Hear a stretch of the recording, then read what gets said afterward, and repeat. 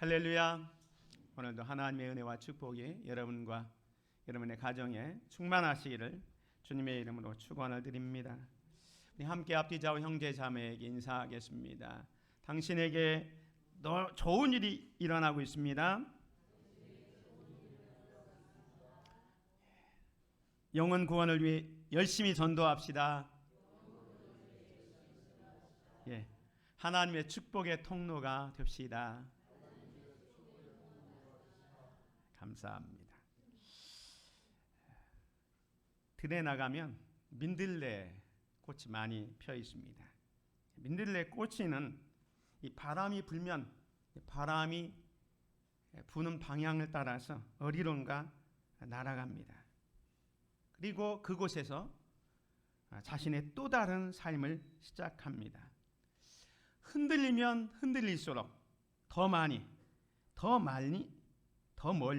퍼져나가는 속성이 있습니다.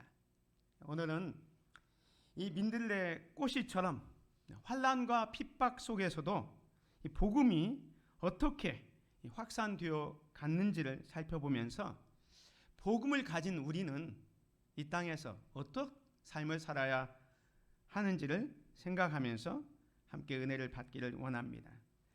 오늘 같이 읽은 사도행전 8장의 내용은 아주 비극적인 장면으로 시작되었다가 끝은 해피엔딩으로 끝을 맺고 있습니다.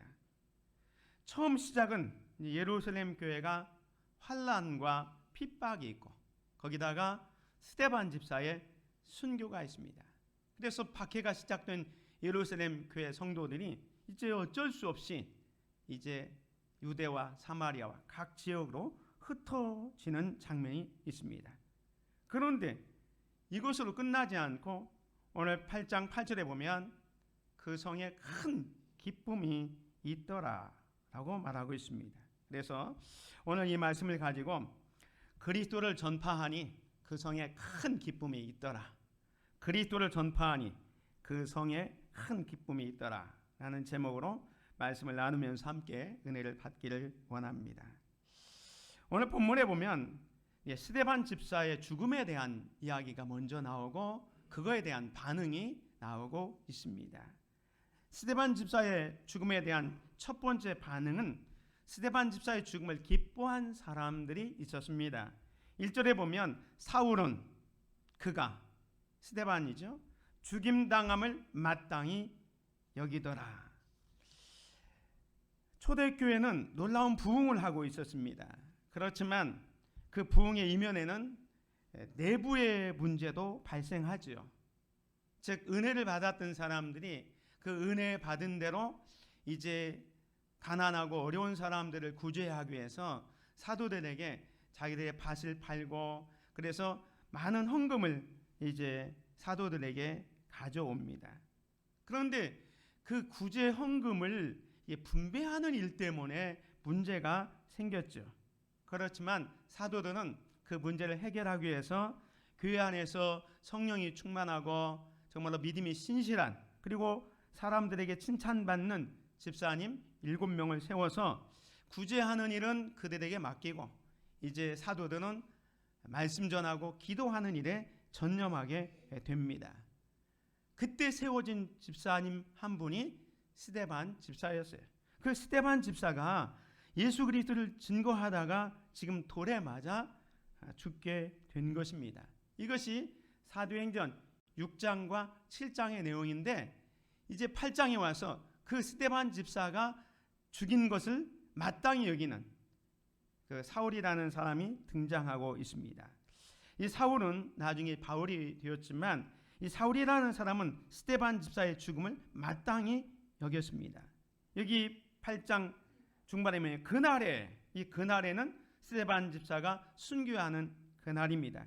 그날에 이 예루살렘 교회에 큰 박해가 있었습니다. 그래서 사도유회는 다 유대와 사마리아와 모든 땅으로 흩어지게 됩니다.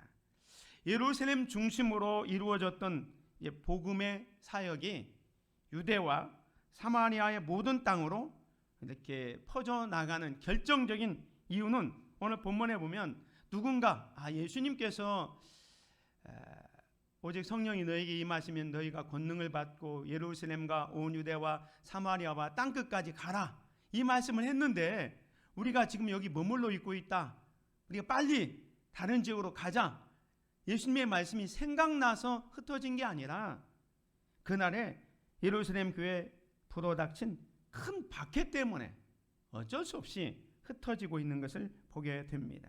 그래서 첫 번째 스데반 집사의 죽음을 통해서 반응은 뭐냐? 기뻐하는 사람, 사울과 그 무리들이 스데반 집사의 죽음을 마땅히 여기면서 기뻐하고 있습니다. 또 두 번째 반응은 2절에 보면 스데반 집사를 슬퍼한 사람들이 있었습니다.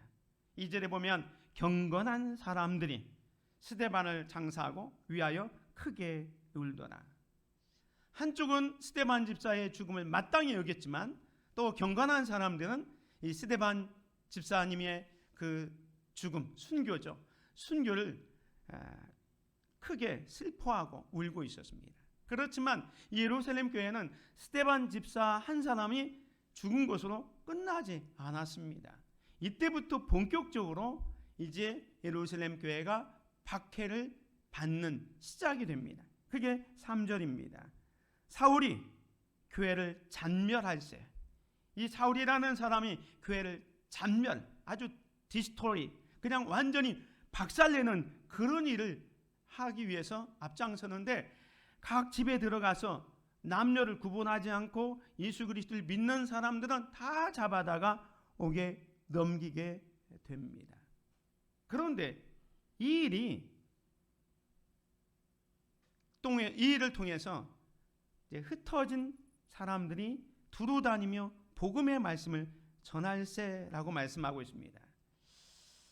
예루살렘 교회가 이렇게 박해가 심해졌기 때문에 이 예루살렘 교회에 살고 있는 성도들이 만약에 단지 그냥 핍박과 그 박해를 피해서 그 예루살렘을 벗어났다면 아마 이 사도행전을 기록한 저자 누가는 다른 표현을 했을지도 모릅니다.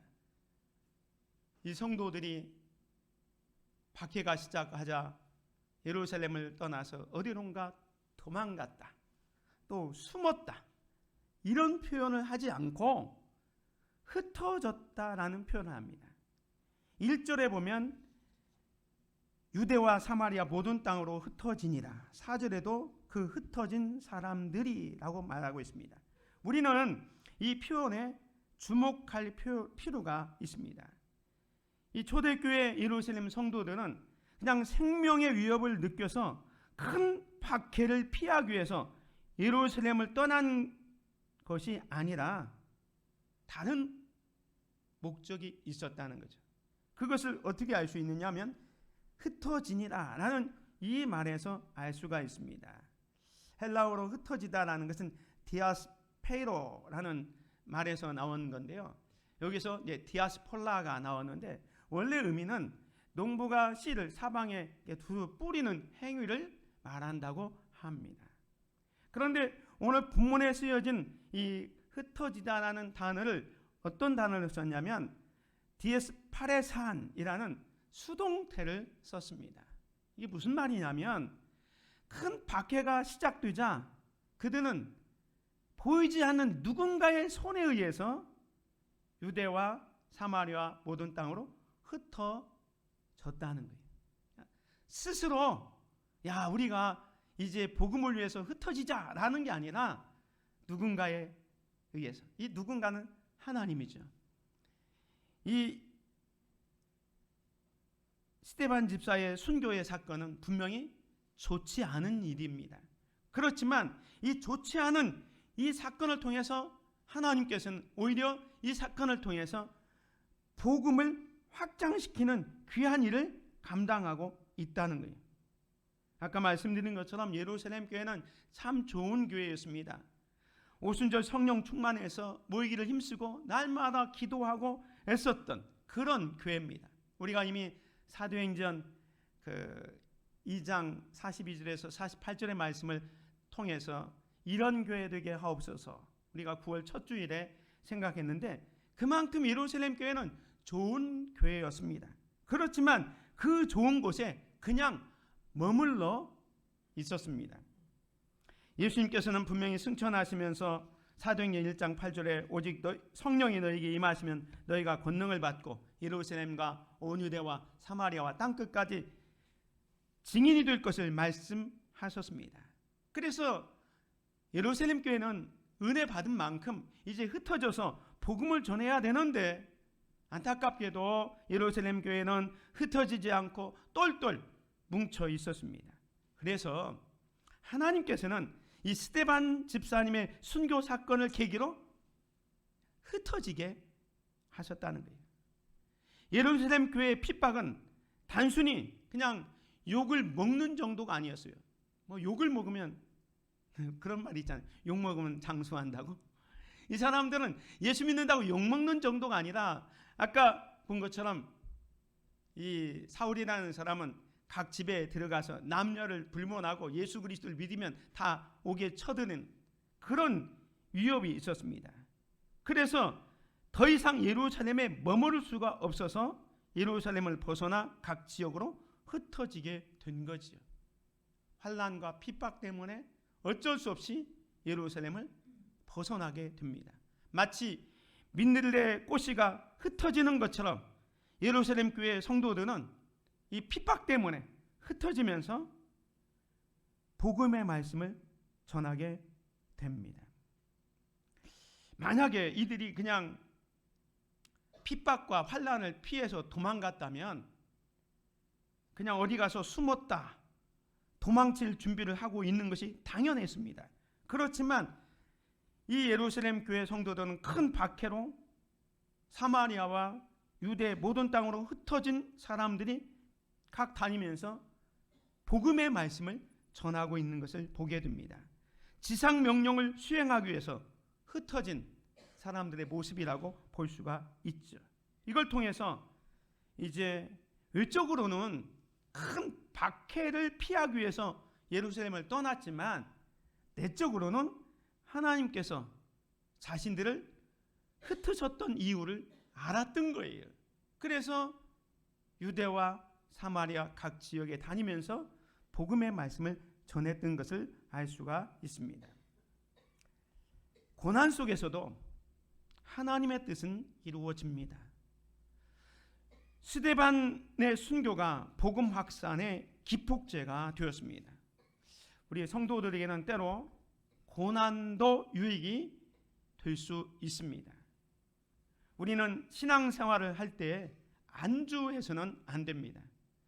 안주하는 그때에 시험이 옵니다. 섰다고 하였을 때 넘어질까 조심하라.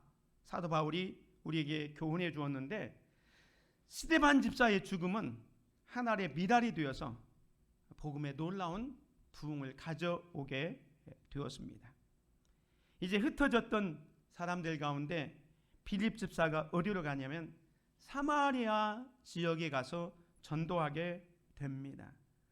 오늘 본문 말씀 5절에 보면 빌립이 사마리아 성에 내려가 그리스도를 백성에게 전파하니, 여기 등장하는 빌립은 예수님의 제자 빌립도 있는데 예수님의 제자 빌립이 아니라 그 예루살렘 교회 구제 사역을 위해서 세워졌던 7 집사 중에 스데반도 있었고 바로 이 빌립 집사도 있었습니다.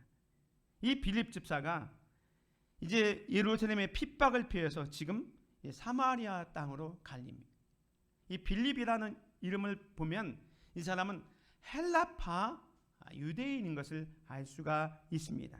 때문에 정통 유대인보다는 아마도 사마리아 사람들에게 반감을 덜 살 수도 있었는지 모르겠습니다. 아무튼 이 빌립 집사는 사마리아 지역에 내려갑니다. 사마리아 지역이 어디냐면 제 밑에 유대, 베들레헴, 예루살렘 이 지역에서 이제 활동했던 사도들 그리고 집사님들이 이제 이 예루살렘 교회에 핍박이 일어나니까 저 북쪽 사마리아 땅으로 갑니다. 근데 이 사마리아 땅은 유대인들이 늘 이렇게 안 좋은 감정을 가지고 있었어요. 그건 역사적으로 북쪽 이스라엘이 아수르의 침공을 받아서 멸망할 때 아수르가 이 북쪽 이스라엘 지역에 이방인들을 강제로 이주시켜서 그 사마리아 땅에 살게 합니다. 그래서 유대 사람들이 그 강제로 이주된 이방인들과 결혼하게 됩니다. 그래서 사마리아 지역은 어쩔 수 없이 혼혈족이 생기게 돼요.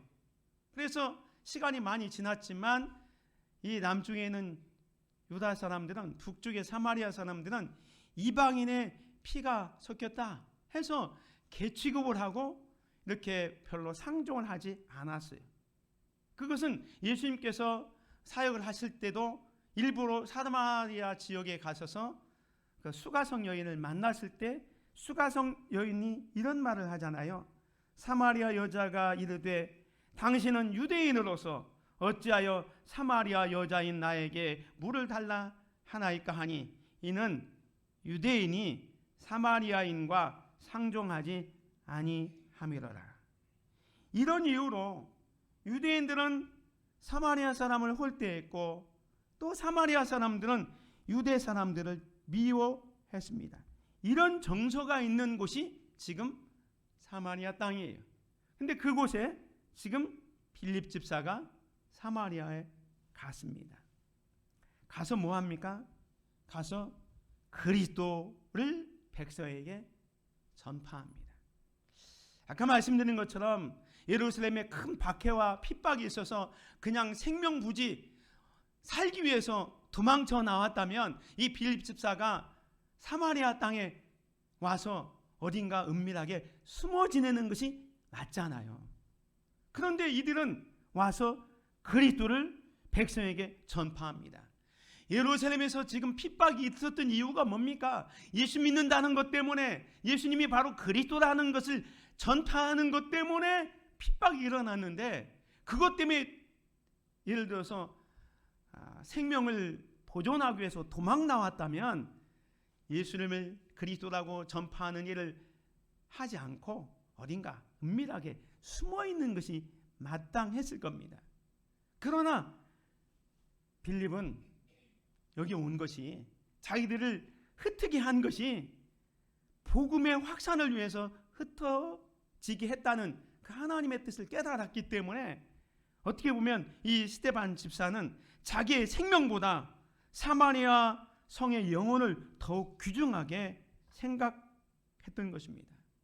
이렇게 할 수 있었던 것은 빌립 집사가 성령 충만했고 믿음이 충만했기 때문에 가능했습니다. 초대교회 7 집사를 세울 때 아무나 세운 게 아니잖아요. 초대교회 7 집사를 세울 때 성령이 충만하고 믿음이 신실하고 사람들에게 칭찬받는 그 집사님들을 세웠기 때문에 이들이 어디로 가든지 흩어져도 성령이 충만하잖아요. 믿음이 충만하잖아요. 아마 예루살렘에서 벗어날 때 조금이라도 지체하면 죽을 수 있으니까 아마 우리 식으로만 하면 아주 급하게 나왔을지도 몰라요. 급하게 나오다 보면 뭐 어떤 자기 생활에 필요한 것들을 다 싸가지고 오지도 못했을지도 몰라요. 그래서 가진 것은 빈털터리 아무것도 없습니다. 그러나 그들은 무엇을 가지고 있었습니까? 예수 그리스도를 품고 있었습니다. 마치 베드로가 성전 미문에 앉아있던 그 남에서부터 걷지 못하는 사람에게 뭐라 하겠습니까? 나에게는 은과 금은 없지만 내게 있는 것으로 네게 주노니 곧 나사렛 예수 그리스도의 이름으로 일어나 걸어라 라고 외쳤던 것처럼 이 빌립 집사도 지금 성령 충만하고 믿음이 충만하기 때문에 이 빌립 집사가 가지고 있는 것은 예수 그리스도 그분이었어요. 그래서 지금 빌립이 사마리아 성에 데려가 그리스도를 백성에게 전파하게 됩니다. 이렇게 하여 복음이 예루살렘에서 사마리아에 퍼지게 되는 거죠. 할렐루야. 우리도 지난주에 말씀드린 것처럼 요나처럼 니느웨로 가야 되고요, 빌립처럼 사마리아로 가야 합니다. 우리의 영적 니느웨, 영적 사마리아는 어디입니까? 성령 충만, 말씀 충만하여 언제 어디서든지 복음을 전할 준비가 되어 있어야 합니다. 우리에게 언제 하나님의 말씀을 전해야 될지 모르는 상황이 올 수도 있습니다. 그래서 베드로전서 3장 15절에 보면 너희 속에 있는 소망에 관한 이유를 묻는 자들에게 대답할 것을 준비하라 그랬잖아요. 우리가 언제 누구에게 복음을 전할지 모르니까 그 상황 속에서 예수님을 당당하게 전할 수 있도록 준비하는 저와 여러분이 되시기를 주의 이름으로 축원드립니다. 이렇게 해서 이제 빌립 집사가 사마리아에서 그리스도를 전파했을 때 복음의 능력이 나타나게 됩니다. 복음의 능력이 나타나는데 세 가지 현상이 나타나죠. 첫 번째 현상이 뭐냐면 병든 자들이 치유되는 기적이 일어나게 됩니다. 6절 7절 다시 보면 무리가 빌립의 말도 듣고 행하는 표적도 보고 한 마음으로 그가 하는 말을 따르더라. 많은 사람에게 붙었던 더러운 귀신들이 크게 소리를 지르며 나가고 또 많은 중풍병자와 못 걷는 사람이 나으니 라고 얘기하고 있습니다. 빌립 집사가 사마리아에 가서 그리스도를 전파했을 때 그들이 쉽게 복음을 받아들였을까요? 처음에는 그렇지 않았을 겁니다.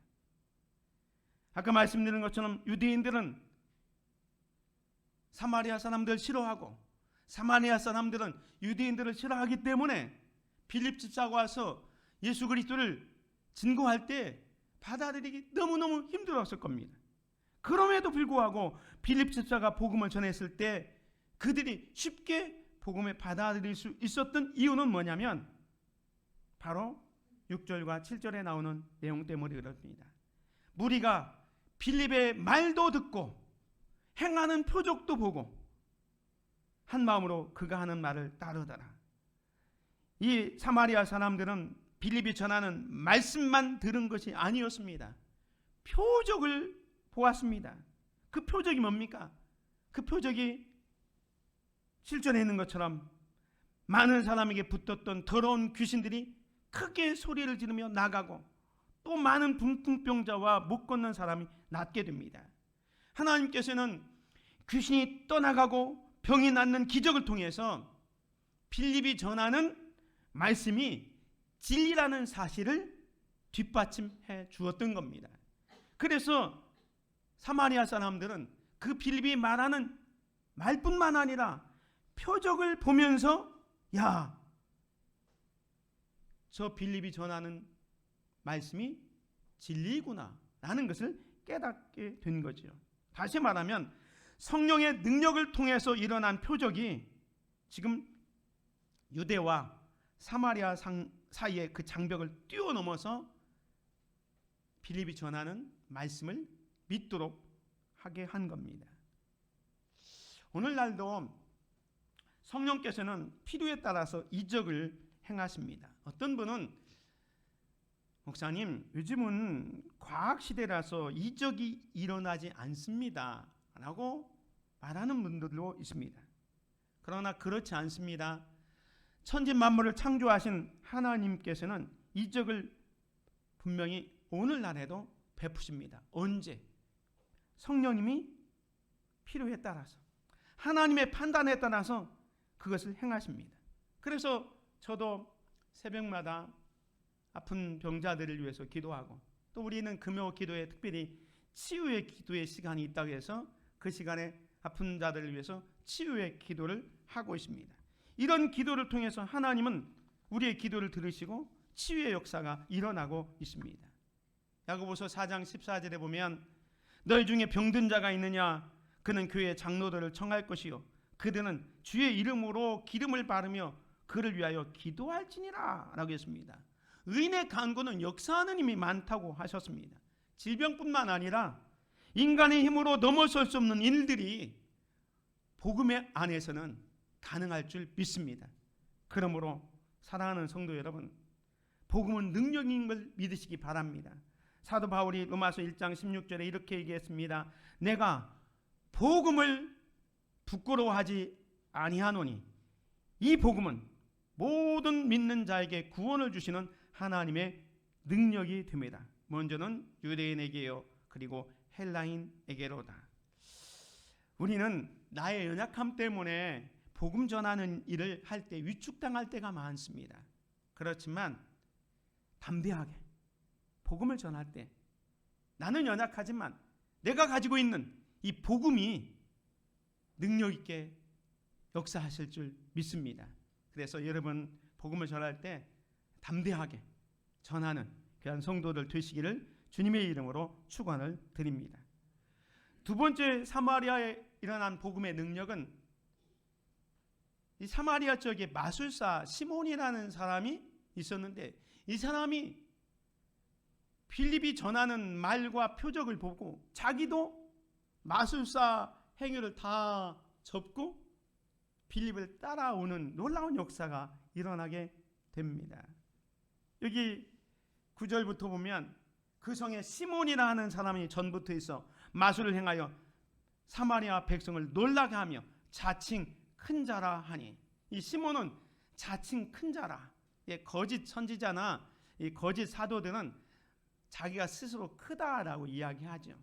이 마술사 시몬도 마술을 행했는데 이 마술은 지금 우리가 생각하는 그런 매직, 사람의 그 눈을 속이는 그런 매직이 아니라 실제로 악한 영을 받아가지고 실제로 치유도 일어나고 기적도 행하는 그런 일을 했던 사람입니다.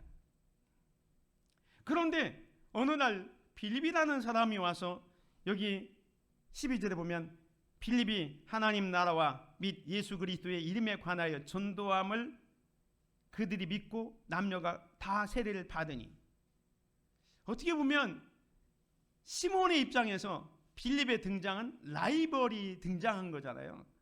자기도 악령이지만 그 악한 영을 통해서 병을 고치고 능력을 행했는데 어느 날 빌립이라는 사람이 와서 하나님의 말씀을 전하면서 표적과 기사를 행하고 능력을 행할 때 라이벌이라고 생각했는데 이 시몬은 자기가 행하는 이 능력과 빌립이 행하는 능력이 이건 게임이 안 되는 거예요. 아무리 생각해봐도 이건 차이가 너무너무 나거든요. 그래서 이 시몬도 어떻게 합니까? 시몬도 믿고 세례를 받은 후에 전심으로 빌립을 따라다니며 그 나타나는 표적과 큰 능력을 보고 놀라게 됩니다. 이 빌립 집사와 시몬의 사이를 오늘 성경에는 좀 길게 나오는데 이걸 좀 비교해 보면요, 마술사 시몬과 빌립 집사는 그 마술사 시몬은 그 마술의 출처가 어디서 나왔냐면 사탄의 능력이었어요. 반면에 빌립 집사의 표적의 출처는 성령의 능력이었습니다. 그리고 마술사 시몬의 그 마술의 목적은 그 마술을 통해서 사람들을 자기에게 따르도록 하는 데 있었습니다. 그런데 빌립 집사는 표적의 목적이 말씀을 따르게 합니다. 이 마술의 결과는 뭡니까? 사람들이 놀라게 됩니다. 그러나 빌립 집사의 표적의 결과는 사람들을 기쁘게 하고 있는 거예요. 오늘 우리는 우리 주변에도 많은 거짓 선지자들, 기적을 행하고 능력을 행하는 그런 이단들도 많이 있습니다. 우리는 목사님 거기 병 고치는데요, 병 고친다고 해서 다 진리가 아닙니다. 악한 영들도 병을 고쳐요. 점쟁이들도 여러분의 앞날을 조금은 내다볼 수 있습니다. 그렇다고 거기가 진리가 아니거든요. 근데 우리는 병 고치고 어떤 예언을 하면 그게 마치 진리인 것처럼 막 쫓아다니는 사람이 있습니다. 아닙니다. 우리는 이 마술사 시몬과 빌립 집사의 내용을 보면서 무엇이 진짜인지 영을 분별할 수 있어야 됩니다. 마술사 시몬은 자기가 가지고 있는 능력, 자기가 가지고 있는 이 마술의 힘이 빌립 집사가 행하는 성령의 능력과는 게임이 안 된다는 사실을 알았기 때문에 자기도 믿고 세례를 받게 됩니다. 물론 나중에 이 빌립 집사가 받았던 능력을 이제 돈으로 살려고 했다가 이제 이 시몬이 좀 책망을 받기는 하지만, 아무튼 지금 현재 상황은 빌립 집사도 이 시몬도 빌립 집사의 능력을 보면서 자기가 행했던 능력의 한계를 알고 지금 예수 그리스도를 믿고 세례를 받는 놀라운 변화가 이 사마리아 성에서 일어나게 됩니다. 세 번째 복음의 능력은 뭐냐면 이 사마리아 성이 영적 변화가 일어나게 됩니다. 그 영적 변화가 뭐냐면 세 가지인데요. 첫 번째는 6절에 있는 것처럼 이 빌립의 말을 듣고 표적을 행하는 사람들의 다 빌립의 말을 듣고 따르게 됩니다. 세 가지를 좀 부분해서 말씀드리면, 한 마음으로, 사마리아 사람들이 한 마음으로 빌립의 말을 따르게 되죠. 6절에 보면 무리가 빌립의 말도 듣고 행하는 표적도 보고 한 마음으로 그가 하는 말을 따르더라. 아까 말씀드린 것처럼 빌립의 말과 또 성령의 능력으로 나타난 그 표적을 보고 빌립이 하는 말을 따르게 됐죠. 뿐만 아니라 사마리아 사람들은 믿고 남녀가 다 세례를 받습니다. 그저 기적이 일어나고 병 고치고 하고 많은 사람이 몰려올 뿐만 아니라 저들이 세례를 받았다는 것은 이제 결단하는 거죠. 내가 앞으로 이제 우상을 섬기고 정말로 다른 신을 섬겼다면 이제는 그걸 다 내려놓고 이제 하나님만 섬기겠다는 그런 결단을 하는 거죠. 빌립이 하나님 나라와 및 예수 그리스도의 이름에 관하여 전도함을 그들이 믿고 남녀가 다 세례를 받으니. 그 다음에 세 번째 영적 변화는 큰 기쁨이 있었습니다. 8절에 보면 그 성에 큰 기쁨이 있더라. 이 사마리아 성은 유대 사람들이 이렇게 싫어하고, 그래서 늘 하나님을 믿는 백성임에도 불구하고 늘 한쪽에 늘 그 어두움이 있었어요. 우울증이 있었고, 그래서 늘 기쁨이 없었는데 참된 복음이 들어가자 그 성에 큰 기쁨이 있는 사마리아 영적 변화가 일어나게 되었음을 보게 됩니다. 제가 지난주 9월 9일에 김제 금산교회를 다시 한번 다녀왔습니다. 제가 몇 번 이 교회를 소개했는데요. 기억자 교회죠. 이 교회를 우리 동탄시찰 목사님들과 함께 같이 다녀왔는데요. 여기 다녀왔는데 다시 한번 이 김제 금산교회를 여러분에게 소개하려고 합니다. 이 김제 금산교회를 생각하려면 세 명의 사람을 우리가 이해를 해야 되는데, 알아야 되는데, 첫 번째로 이 데이트 선교사를 우리가 알아야 됩니다. 이 데이트 선교사가 1905년이니까 지금부터 119년이었네요. 데이트 선교사가 이 금산교회를 처음에 이제 시작을 했습니다. 이 데이트 선교사는 전주에 그 선교 기지를 두고 있었는데, 이제 전주에서 정읍에 가기 위해서는 이 모악산 산자락인 금산 지역을 지나가야만 했습니다. 근데 이 금산이 용화마을에 누가 있었냐면 조덕삼이라는 분이 살고 있었어요. 이 조덕삼이라는 분은 엄청난 지주였습니다. 그 금산에서 금이 난다고 해서 이제 내려와서 많은 농토를 가지고 있었고 부유하는데, 부유하다 보니까 거기 교통 요충지가 돼서 그곳에 마방을 하고 있었습니다.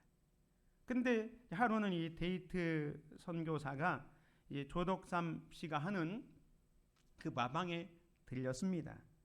들렸을 때 이 조덕삼 씨라는 분이 데이트 선교사에게 접근해서 말을 걸었습니다. 선교사님, 저는 선교사님을 오랫동안 지켜보아 왔는데 왠지 마음이 쏠립니다. 그렇게 살기 좋은 나라를 포기하고, 데이트는 미국 사람이거든요. 그렇게 살기 좋은 나라를 포기하고 이 가난한 조선 땅에 왜 오셨습니까? 라고 질문을 했습니다. 그때 데이트 선교사가 우리가 이렇게 만나게 된 것은 하나님이 당신을 특별히 사랑하기 때문입니다. 라고 이야기합니다. 그래서 이제 이 조덕삼 씨가 지주였죠. 그래서 이 데이트 선교사의 전도를 받아서 예수를 믿게 되죠. 그때 이 조덕삼 집에는 누가 있었냐면 마방에서 일하는 이자익이라는 머슴이 있었습니다. 그래서 조덕삼 장로와 이 이자익이라는 분이 함께 예수를 믿게 됩니다. 믿고 1905년 10월 11일에 함께 세례를 받습니다. 그리고 함께 집사도 되고 또 영수도 같이 됩니다. 그래서 이 교회가 이제 이 조덕삼이라는 분이 자기 집 을 좀 내놓아 가지고 거기서 교회가 시작되는데 교회가 한 50명 정도 되니까 장로를 피택해야 됩니다. 그래서 장로를 피택해서 투표를 하는데 누가 됐냐면 조덕삼 장로가 이 교회에 금산교회 거의 뭐 재정을 다 담당하고 교회를 세웠는데 그 집에서 일하는 머슴 이자익이라는 사람이 장로로 뽑히게 된 거예요. 무기명으로 투표하니까. 그래서 투표 결과가 나오는데 다 놀랍니다. 양반인 조덕삼 씨는 떨어지고 이자익이라는 머슴이 그 집에서 머슴으로 있는 이자익이 장로로 뽑히는 거예요. 그래서 50명의 사람들이 막 술렁거리고 있었어요. 근심이 역력했는데 그때 조덕삼 씨는 그의 결정을 하나님의 뜻으로 받아들이고 이제 교인들 앞에서 나가서 이렇게 얘기합니다. 나는 하나님의 뜻을 겸허히 받아들여 이자익 장로를 잘 받들어 교회를 더욱 잘 섬기겠습니다. 라고 이야기합니다. 그제서야 이제 투표 결과를 보고 불안했던 성도들이 막 박수치고 기뻐했는데 중요한 것은 이 조덕삼 씨가 이제 두 번째 이제 다음에 이제 장로님이 됐는데 이 조덕삼 씨가 이자익 장로님을 어떻게 하냐면 그 당시에 평양에 있는 장로신학교 총신의 전신인 그 장로의 신학교에 입학을 시켜서 장학금을 주어서 공부하게 합니다. 그래서 이자익이 목사님이 됩니다. 목사님이 됐을 때 자기 교회로 담임 목사로 또 초빙을 해요. 자기 집에 머슴으로 있는데 했던 분을 자기 교회 이렇게 담임 목사로 초빙해서 이렇게 조덕삼은 장로로 자기 집에서 머슴으로 있던 이자익은 담임 목사로 그 교회를 섬기게 됩니다. 그래서 이자익 목사님은 아주 훌륭한 그 사역을 많이 했는데 총회 제가 이번 주부터 총회 가는데 총회장을 1년에 한 번밖에 못 하는데 이분은 3번이나 연임할 수 있는 훌륭한 일을 했습니다. 제가 왜 이것을 소개하냐면 복음의 능력은 지주가 자기 집에서 일하는 머슴도 먼저 장로가 되도록 섬기고 사랑하고 존경하고 나중에 신학교까지 보내서 목사 안수를 받게 하고 다시 자기 교회에 초빙해서 담임 목사로 섬기는 아름다운 모습을 만들게 하는 게 이게 복음의 능력이에요. 지금 사마리아 성에도 그런 놀라운 역사들이 있었어요. 복음이 들어가자 이 성이 놀라운 부흥의 역사가 일어나고 거기에서 마술을 하는 마술사 그 시몬도 개종하고 더 나아가서 큰 기쁨이 있는 그런 놀라운 변화가 있었던 것을 보게 됩니다. 사랑하는 성도 여러분, 우리는 먼저 믿는 자들로서 우리의 가정에 또 직장에 지역 공동체에 보냄을 받은 선교사입니다. 이 사명을 잊지 맙시다. 복음의 능력을 믿읍시다. 담대하게 복음을 전할 때 역사가 일어납니다. 영적인 변화를 일으킵니다.